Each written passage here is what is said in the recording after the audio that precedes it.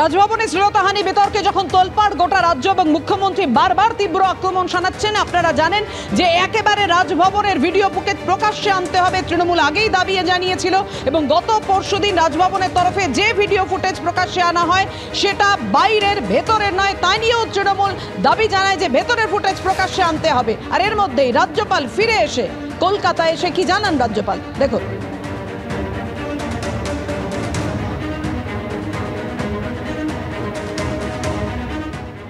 I will never accept this Didi-giri on the distinguished office of the governor. এই বিষয় নিয়ে আমরা কথা বলবো। আইনজীবী তথা সিপিএম সাংসদ বিকাশ রঞ্জন ভট্টাচার্য এই মুহূর্তে আমাদের সঙ্গে টেলিফোনে রয়েছেন। বিকাশ, আপনি শুনলেন মুখ্যমন্ত্রী মমতা বন্দ্যোপাধ্যায় রাজভবনে যেতে আপত্তি জানিয়েছেন, তিনি নারাজ। তিনি বলছেন পেন ড্রাইভে রাজ্যপালের আরো কেলেঙ্কারির ভিডিও রয়েছে তার কাছে। দেখুন, এটা খুব দুঃখের, ভারতবর্ষের সাংবিধানিক প্রশাসনিক কাঠামোর মধ্যে এই রাজ্যের রাজ্যপাল এবং মুখ্যমন্ত্রী উভয়ই কিন্তু সংবিধানটাকে নষ্ট করছেন। সাংবিধানিক সৌজন্যবোধ, সাংবিধানিক শৃঙ্খলা, সাংবিধানিক মূল্যবোধ, এই দুটোকে দুজনেই নষ্ট করছেন। আর মুখ্যমন্ত্রী একজন জনপ্রতিনিধি হয়ে তিনি একজন মাফিয়া নেতাদের মতো কথা বলছেন, এটা কাম্য নয়। রাজ্যপালের বিরুদ্ধে নির্দিষ্ট অভিযোগ থাকলে নির্দিষ্ট সে অভিযোগের ভিত্তিতে আইনসম্মতভাবে বিধিসম্মতভাবে ব্যবস্থা নেওয়ার অনেক পদ্ধতি আছে। সেসব না করে জনগণ সমক্ষে এই সমস্ত কেচ্ছা কেলেঙ্কারি যেভাবে যে আচরণে যে ভঙ্গিমায় তিনি কথা বলছেন যা শুনলাম, এটা তো কোনো দায়িত্বশীল মানুষের কথা মনে হচ্ছে না।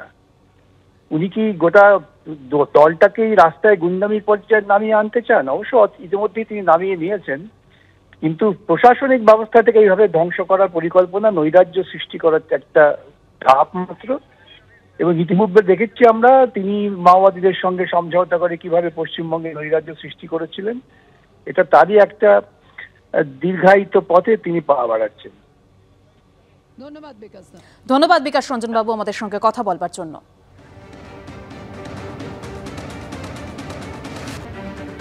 অর্থাৎ আপনারা শুনলেন, আক্রমণ শানিয়েছেন রাজ্যপালও, বলছেন মমতা বন্দ্যোপাধ্যায়ের এই দিদিগিরি তিনি মানবেন না।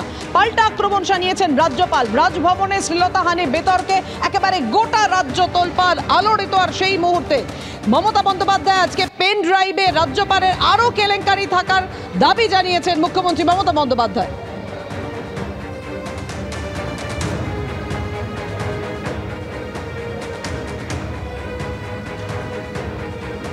মাননীয় রাজ্যপাল, আমার কি দোষ আপনি বলুন? আমি তো জানি না ঘটনা পুরো। বলছে দিদিগিরি নেই চলেগা। আমি বলি ও তো সচ है, दादागिरी नहीं चलेगा, दीदीगिरी नहीं चलेगा। लेकिन राज्यपाल, पहले आपको तो पदत्याग करना चाहिए। Who are you to torture the women?